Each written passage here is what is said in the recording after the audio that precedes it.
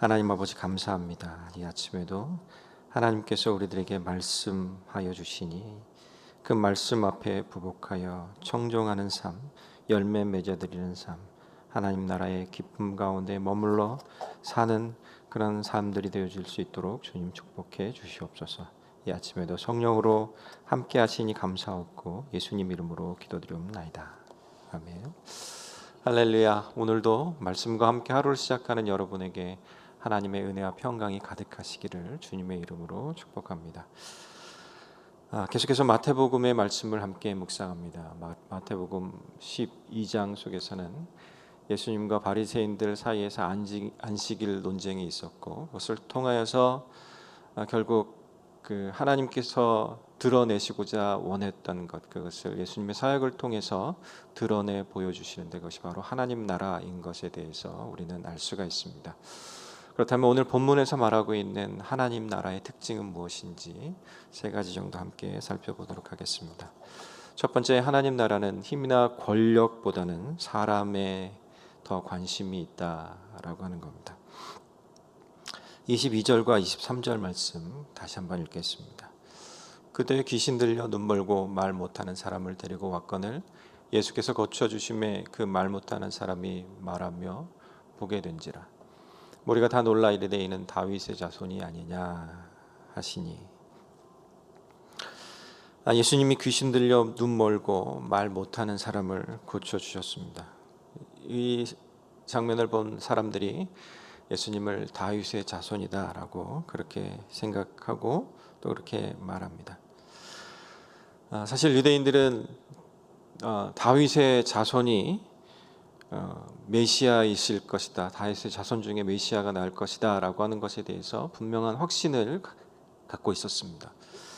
사무엘하 7장 12절부터 16절 말씀에 보면 다윗이 성전을 건축하겠다라고 그렇게 뜻을 표현했을 때 하나님께서 그 선지자를 통해서 다윗에게 이렇게 얘기합니다. 내 수완이 차서 내 조상들과 함께 누울 때에 내가 내 몸에서 날 내 씨를 내 뒤에 세워 그의 나라를 견고하게 하리라. 그 뒤에 쭉 읽고 가다 보면 16절에서도 이렇게 얘기합니다.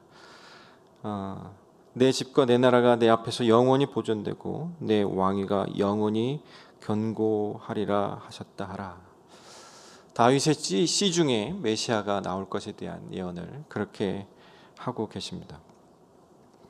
또 이사야서 29장 18절 말씀에서는 그날에 못 듣는 사람이 책의 말을 들을 것이며 어둡고 캄캄한 데에서 맹인의 눈이 볼 것이며, 유대인들은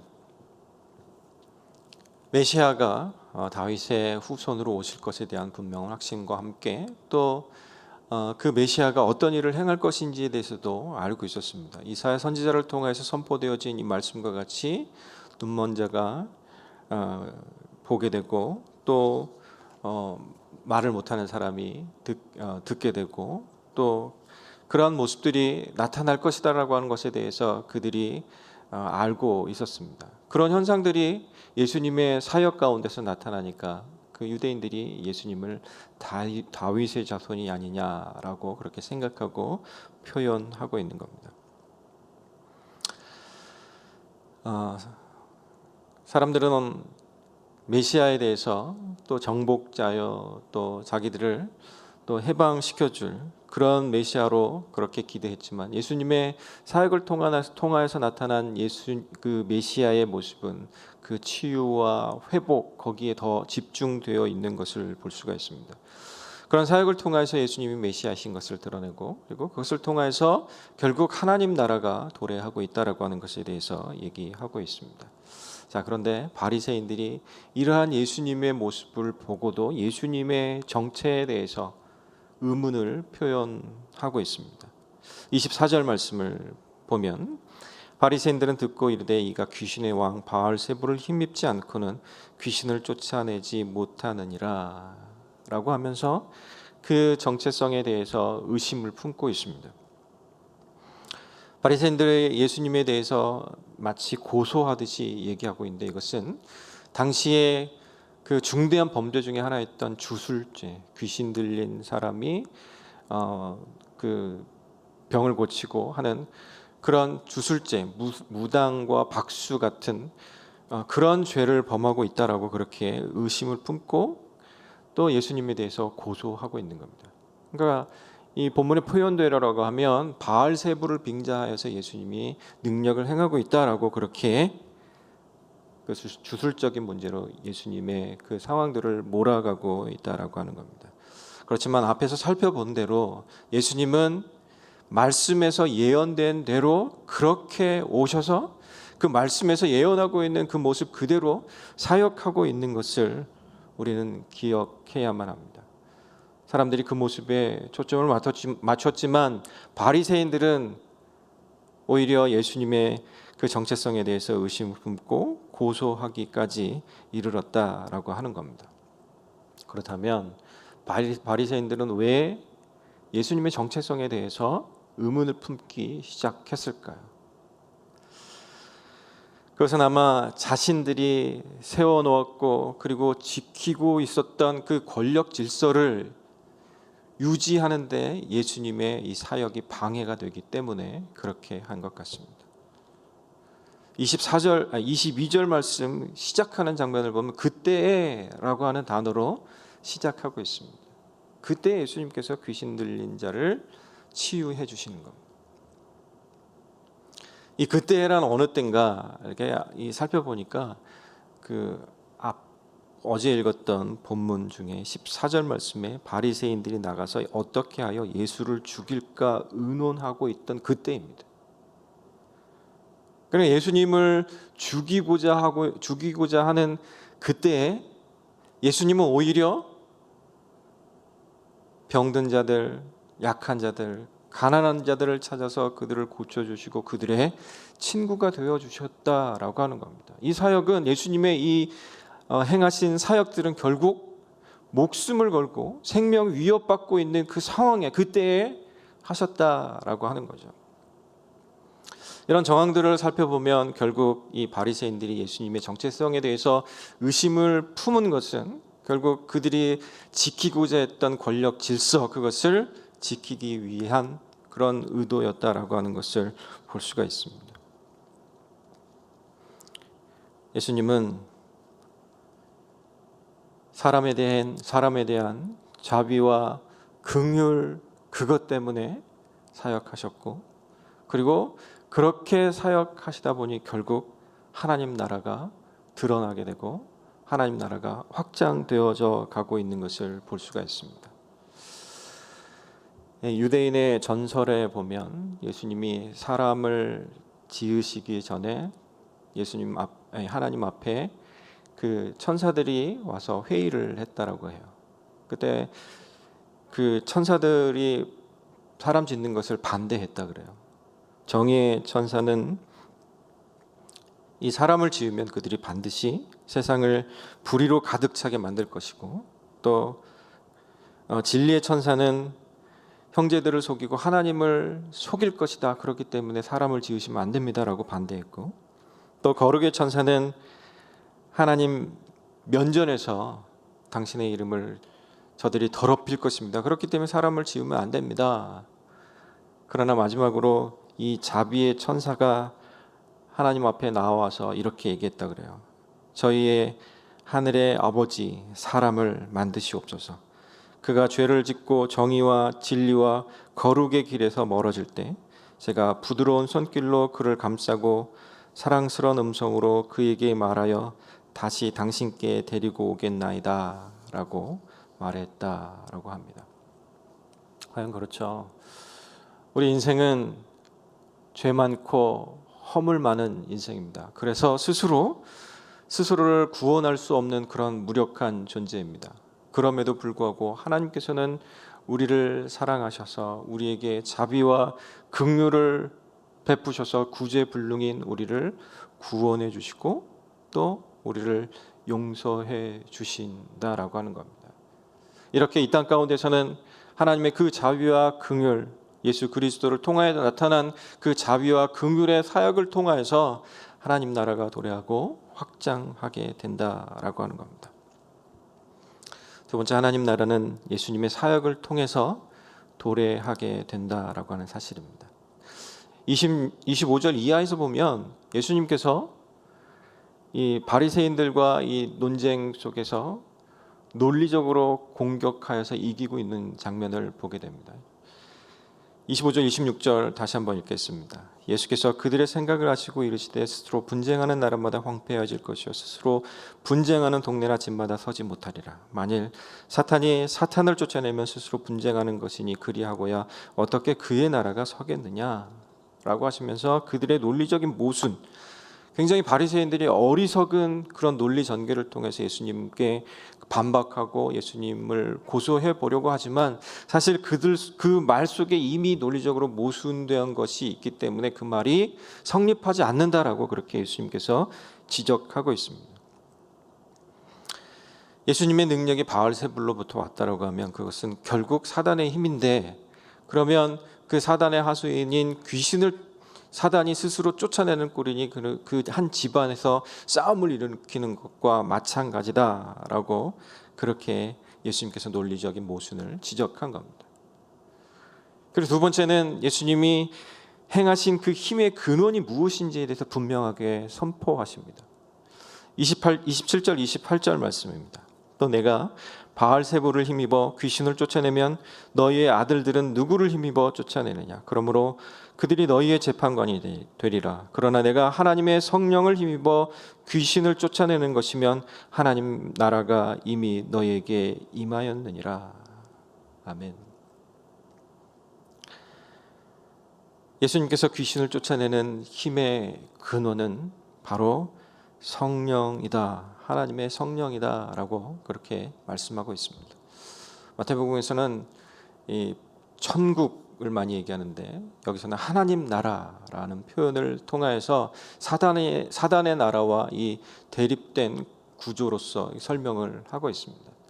또한 이 바리새인들이 스스로 지키고자 했던 그 나라와도 또 대조적인 그런 모습으로서의 하나님 나라에 대해서 설명하시면서 그 하나님 나라의 힘은 바로 하나님의 성령을 통하여서 오는 것이다 라고 하는 것에 대해서 강조적으로 그렇게 해서 하나님께서 말씀하고 계십니다.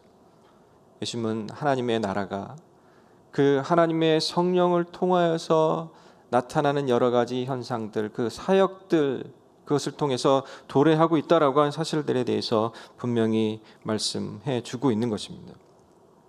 그러나 유대인들이 거기에 모였던 무리들이 기대했던 하나님 나라의 모습과는 조금 다른 모습인 것은 분명합니다. 그럼에도 불구하고 하나님 나라의 실체는 바로 이 하나님의 성령을 통해서 드러나는 이 예수님의 자비와 긍휼 사역 속에 드러난다라고 하는 것에 대해서 우리는 기억해야만 합니다. 예수님은 이 사단의 나라와 하나님 나라를 대립된 그 구조를 이 비유로서 29절에서 이렇게 설명하십니다. 사람이 먼저 강한 자를 결박하지 않고서야 어떻게 그 강한 자의 집에 들어가 그 세간을 강탈하겠느냐? 결박한 후에야 그 집을 강탈하리라. 그래서 강한 자는 사단의 세력을 얘기하는 것이죠.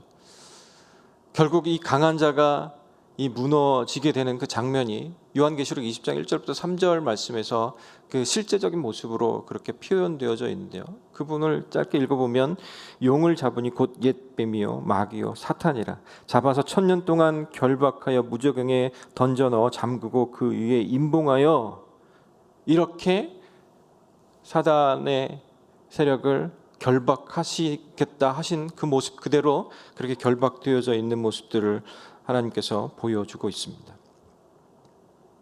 예수님의 이 긍휼과 자비의 이 사역, 힘이나 권력보다는 오히려 그것을 하나님 나라의 그 능력을 통해서 예수 그리스도의 사역이 드러나고 그 사역을 통해서 나타나는 바 결국 하나님 나라가 확장되어지고 있다라고 하는 사실 우리는 기억해야만 합니다.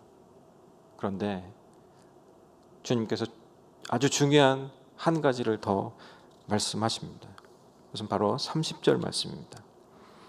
나와 함께 아니하는 자는 나를 반대하는 자요 나와 함께 모으지 아니하는 자는 해치는 자니라. 무슨 얘기냐면 예수님의 이 사역 가운데는, 이 하나님 나라 가운데에는 중립지대에 머무는 것을 허용하지 않으신다라고 하는 겁니다. 우리가 이 땅을 살아가는 동안에 하나님 나라 백성으로 살기를 원한다라고 하면 반드시 중립적인 태도를 취할 것이 아니라 반드시 예수님의 편, 하나님의 편에 서는 그런 모습을 취해야 합니다. 하나님은 먼저 우리를 향하여서 내가 너의 편이다라고 그렇게 시편에서 말씀해 주셨죠. 하나님은 우리의 편입니다. 마땅히 우리도 하나님의 편에 서야만 합니다. 예수 그리스도의 편에 서야만 합니다. 예수 그리스도의 사역 가운데 동참하여서 그 사역을 함께 감당하는 자가 되어야 한다라고 하는 그 사실, 우리는 오늘도 기억하면서 이것도 저것도 아닌 머뭇거리고 있는 그 상태를 벗어나서 오직 하나님 나라의 그 사역 가운데, 하나님 나라의 그 삶 가운데 사는 그런 우리가 될 수 있기를 간절히 소망합니다. 중립지대에 머무르는 것은 전혀 불가능합니다. 왜냐하면 예수님과 함께하지 않는 것 그 자체가 이미 예수님을 대적하는 것이다 라고 말씀하고 계시기 때문입니다. 우리가 예수님을 너무도 사랑하잖아요. 예수님의 이름만 들어도, 예수님에 대해서 직접적으로 선포하는 복음만 들어도 우리가 얼마나 가슴이 뛰고 너무도 감격하고 감동스럽습니까?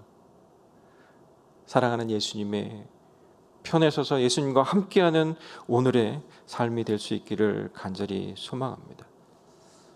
영적으로 어둡고 교만할 때 성령의 역사가 일어나고 있음에도 불구하고 우리는 깨닫지 못합니다. 그렇기 때문에 날마다 하나님 앞에 기도해야만 합니다. 성령님의 역사를 경험할 수 있도록 인도해 주십시오. 성령의 충만함 가운데 살 수 있도록 하나님 인도해 주십시오.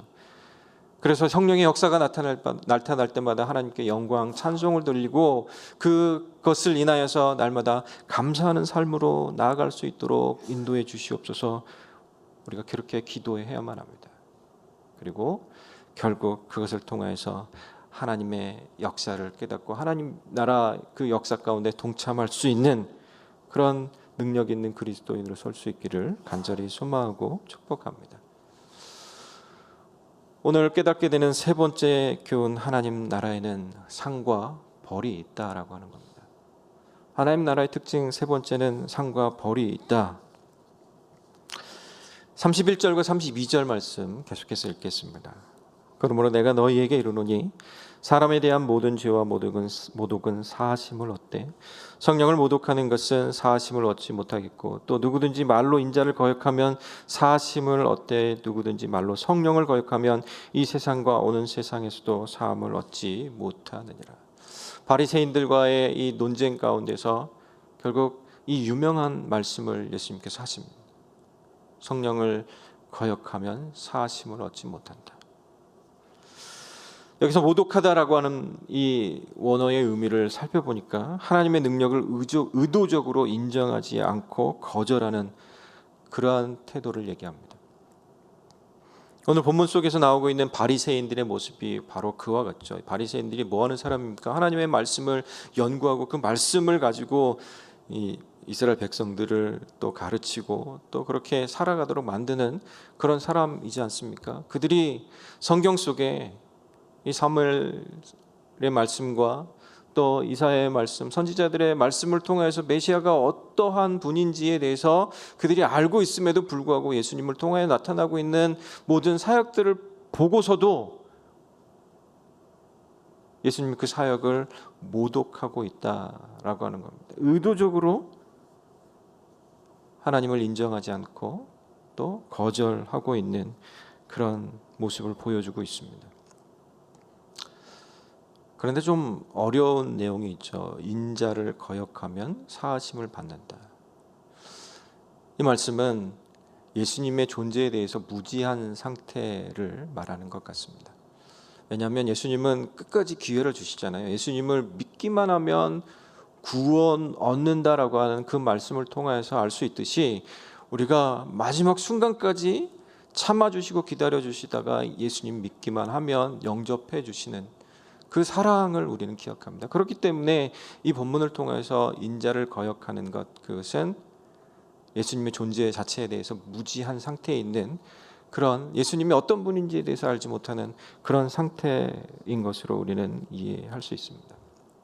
그렇지만 성령을 모독하고 이 거역하는, 그것도 의도적으로 거역하는 이 행위, 그것을 통해서 사람들로 하여금 예수 그리스도를 믿는 믿음 가운데로 들어가지 못하도록 만들어버리는 그런 행위들은 결코 사하심을 얻지 못한다라고 하는 겁니다. 그렇다면 하나님을 거역하고 거절하게 만드는 그것은 무엇일까요? 무엇이 우리를 하나님을 거역하고 거절하게 만드는 것일까요? 그것은 바로 죄입니다. 죄가 우리를 하나님을 의도적으로 대적하고 거역하고 거절하게 만든다라고 하는 사실, 죄가 하나님을 반역하게 만듭니다. 폴 트립은 치유와 회복의 동반자라고 하는 책 속에서 죄가 초래하는 중요한 요소들 가운데 하나가 반역이다라고 그렇게 표현하고 있습니다. 그가 말하는 이 반역이란 자율성과 또 자기 충족성 혹은 자기 초점이라는 좀 어려운 말로 그렇게 설명을 하고 있는데요. 이런 것과 같이 결국 거짓말과 통하는 어떤 그런 타고난 성향이다라고 그렇게 표현을 합니다. 그 책의 내용을 잠깐 읽어드리겠습니다.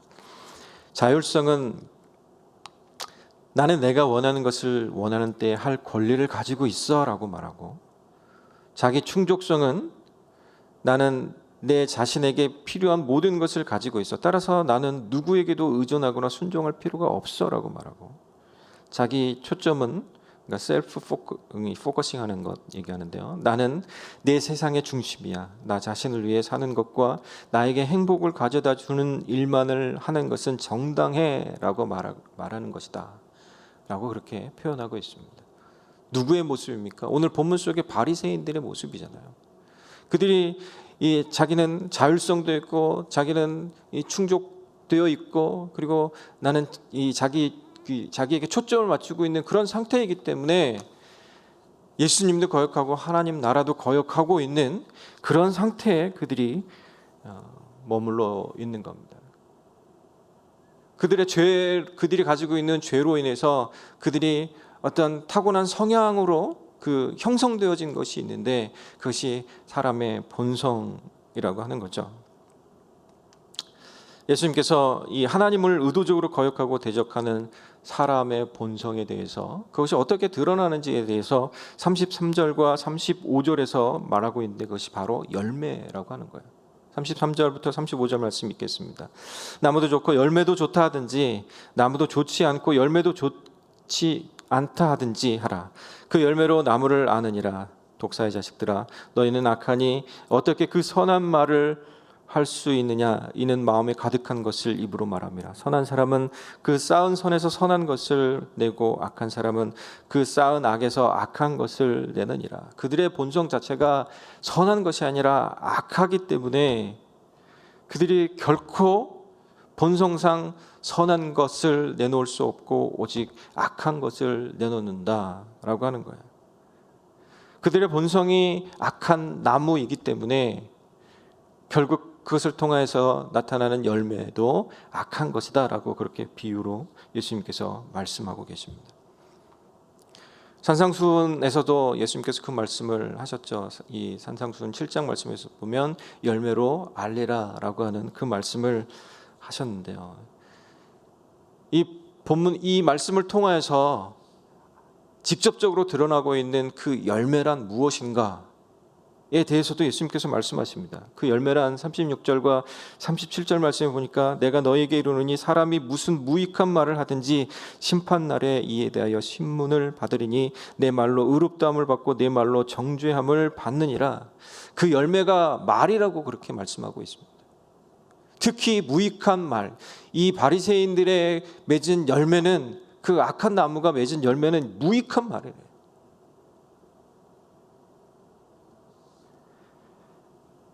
열매가 그 나무가 어떤 나무인지에 대해서 드러내듯이 그 사람이 하는 말이 그 사람이 어떤 사람인지에 대해서 보여주고 있다라고 예수님께서 말씀하시는 거예요. 그렇기 때문에 우리가 오늘을 사는 중에 무엇을 조심해야 됩니까? 말을 조심해야 되죠. 무익한 말이 아니라 살리는 말, 생명의 말을 우리가 하는 것이 마땅합니다. 여기서 무익하다는 말의 원어적인 의미는 일이 없다라고 하는 뜻입니다. 무익하다는 말의 뜻이 일이 없다라고 하는 뜻이니까 결국 무익한 말이라고 하는 뜻은 무가치해서 차라리 말하지 않았으면 더 좋았을 경솔한 말을 얘기합니다. 차라리 하지 않았으면 좋았을 말. 저의 인생을 가만히 뒤돌아보면, 우리의 인생을 가만히 뒤돌아보면 차라리 그때 말하지 않는 것이 좋았을 걸. 내가 좀 억울해도, 좀 내가 불편해도 차라리 말하지 않았으면 좋았을 걸 하면서 후회하는 그런 말들이 있잖아요. 우리 안에서 행해지는 이 많은 말들, 우리가 쏟아내는 그 말들 중에 이 무익한 말들이 없도록 하는 그런 생각과 그런 태도, 그런 삶의 태도를 우리가 가질 수 있기를 간절히 소망합니다. 하나님 앞에서 인생을 살아가는 중에 사람들을 통해서, 어떤 환경들을 통해서, 상황들을 통해서 드러나는 여러 가지 일들을 볼 때 우리가 쉽게 판단해서는 안 됩니다. 바리새인들처럼 자기의 이익을 위해서 판단해서도 안 됩니다. 그런 상황들을 볼 때 무익한 말로 판단하여 죄 짓기보다는 성경적인 기준을 근거로 하여서 그것이 유익한 말인가, 득이 되는 말인가, 하나님의 역사인가, 하나님 나라 역사인가, 그것을 살펴보는 태도가 필요합니다. 그것을 판단하기가 힘듭니까? 그렇다면 교회 목사님과 지도자들에게, 리더들에게 물어보십시오. 그리고 왜 그래야 하냐면 성령의 역사를 가장한 이 악한 영의 역사도 있을 수 있기 때문에 그렇습니다. 그렇기 때문에 우리가 말씀에 집중해야 되고요. 그 좋은 말씀들에 대해서 또 묵상하고 듣고 공부하고 하는 그런 일들이 우리들 속에서 계속해서 일어나야만 합니다. 그런 분별력을 키워야만 합니다. 왜? 마지막에서 말씀하신 것처럼 내 말로 의롭다함을 받고 내 말로 정죄함을 받는다 하신 그 하나님 나라 가운데는 이러한 상과 벌이 있기 때문에 그렇습니다. 의롭다 하는 평가를 받든지 정죄함을 받든지 그런 상과 벌이 있기 때문에 우리가 하나님 나라의 백성으로 하나님 나라의 그 삶을 살고 있는 중에 반드시 그와 같은 분별력과 주의함을 통하여서 우리가 내뱉는 말들, 그리고 그 보여진 그런 역사들에 대해서 올바르게 판단하고 또 거룩하신 하나님께 찬송과 영광을 돌려드리고 감사하는 그런 일상들이 되어야 할 줄로 믿습니다. 그것을 통하여서 의롭다, 잘했다, 칭찬받는 저와 여러분, 우리 새생명 비전교회 모두가 될 수 있기를 간절히 소망하고 축복합니다. 하나님 감사합니다. 오늘도 말씀하여 주시니 너무도 감사합니다. 오늘 우리가 하나님 나라 백성으로 살고 있음에 감사합니다. 이 하나님 나라 백성으로 사는 중에 하나님 나라가 어떠한 모습인지 깨달을 수 있도록 인도하여 주신 것 감사하고, 그 나라의 핵심은 힘과 권력이 아니라 하나님이 사랑하시는 사람이고 긍휼과 자비를 베푸시는 것임을 알았으니 오늘 하루 사는 동안에 하나님 긍휼과 자비를 베푸는 인생이 되어줄 수 있도록 인도하여 주시고, 함부로 판단하기보다는 하나님의 말씀을 기준으로 하여서 그것이 어떠한가 살펴볼 수 있는 분별력을 우리가 가질 수 있도록 늘 성령에 충만하여서 성령의 역사들에 민감하며 그것을 통해서 하나님 나라가 확장되어져 가는 것을, 우리 가정이 하나님 나라이고 우리의 삶의 자리가 하나님 나라이고 우리 교회가 하나님 나라인 것을 분명히 알며 날마다 하나님께 돌려드리는 것, 그것은 하나님을 향한 찬송과 감사와 영광이 되어질 수 있도록 주님 인도하여 주시옵소서. 우리 새생명 비전교회를 감사로 하나님께 영광을 돌리는 공동체로 세워주시니 감사합니다. 오늘도 우리 모두 사는 동안에 하나님께 대하여 또 사람들에게 대하여 감사할 수 있는 감사거리가 가득하도록 하나님 인도하여 주시고, 그것을 말로 표현하며 또 하나님께 영광으로 올려드릴 수 있도록 하나님 인도하여 주시옵소서. 감사하는 가운데 새생명 비전교회가 선교할 수 있도록 인도하여 주셔서 감사합니다. 오늘은 최영상 선교사님을 위하여 기도합니다. 안식년 기간 동안 영적인 재충전과 쉼이 있을 수 있도록 인도하여 주시고, 하나님께서 새로운 선교지로 인도해 주시도록 주님께서 인도하여 주시며, 또 교사 자격증이 잘 갱신되어져 선교 사역하는 일에 유용하게 사용되어 줄 수 있도록 주님 축복하여 주시옵소서. 사랑하는 새생명 비전교회 안에 여러 형제 자매들 가운데 주님께서 긍휼과 자비를 베풀어 주시옵소서. 환우들을 어루만져 주셔서 또 코비드 환자들에게 주님께서 찾아가 주셔서 툴툴 털고 일어나 튼튼한 두 발과 두 다리로 하나님을 찾고 예비하며 기뻐 찬양하는 그런 아름다운 모습이 있을 수 있도록 주님 축복하여 주시옵소서.